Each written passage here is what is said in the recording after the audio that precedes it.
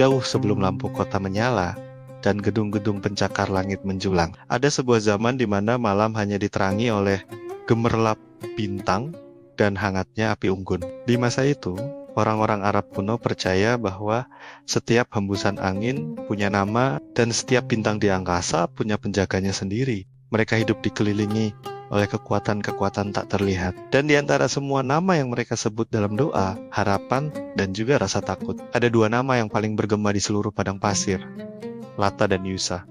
Bayangkan kita kembali ke masa itu, berjalan menuju kota Taif yang subur. Di sana, di tengah kebun-kebun kurma yang rindang dan aliran air yang menyejukkan, bersemayamlah Lata. Ia bukanlah dewi yang haus darah atau menuntut pengorbanan besar. Lata adalah sosok keibuan, sumber kesuburan dan kehidupan. Orang-orang datang dari berbagai penjuru, melintasi gurun yang ganas, hanya untuk mempersembahkan hasil panen terbaik mereka. Mereka berdoa untuk panen yang melimpah, ternak yang sehat, bahkan untuk urusan hati, berharap cinta mereka tak kandas di tengah jalan. Lata adalah simbol ketenangan, kelembutan, dan kekuatan yang memelihara. Dia seperti ibu yang bisa menyembuhkan lukamu hanya dengan tatapan matanya yang teduh. Sekarang, kita tinggalkan Taif dan bergerak ke Nakhlah, sebuah lembah di antara Mekah dan Taif. Di sini suasananya benar-benar berbeda. Jika Lata adalah air yang menenangkan, maka Yusa adalah api yang membara. Yusa, yang namanya berarti yang maha perkasa, adalah dewi perang, keberanian, dan pelindung para prajurit. Ia digambarkan sebagai sosok yang cantik mempesona, namun tatapannya tajam dan penuh wibawa. Sebelum para satria berangkat ke medan perang, mereka akan bersumpah setia di hadapan Yusa, bukan untuk meminta ketenangan, tapi untuk membangkitkan semangat juang di dalam dada. Pesan Yusa jelas, rasa takut itu wajar, tapi mundur bukanlah pilihan.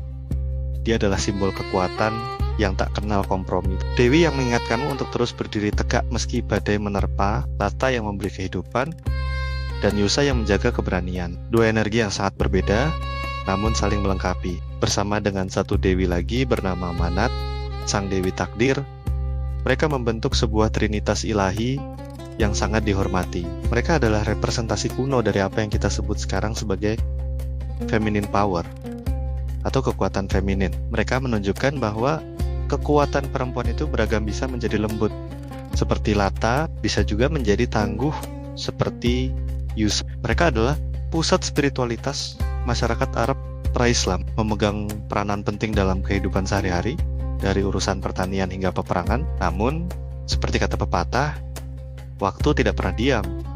Roda sejarah terus berputar. Ketika fajar Islam menyingsing di tanah Arab, ia membawa sebuah konsep baru yang revolusioner.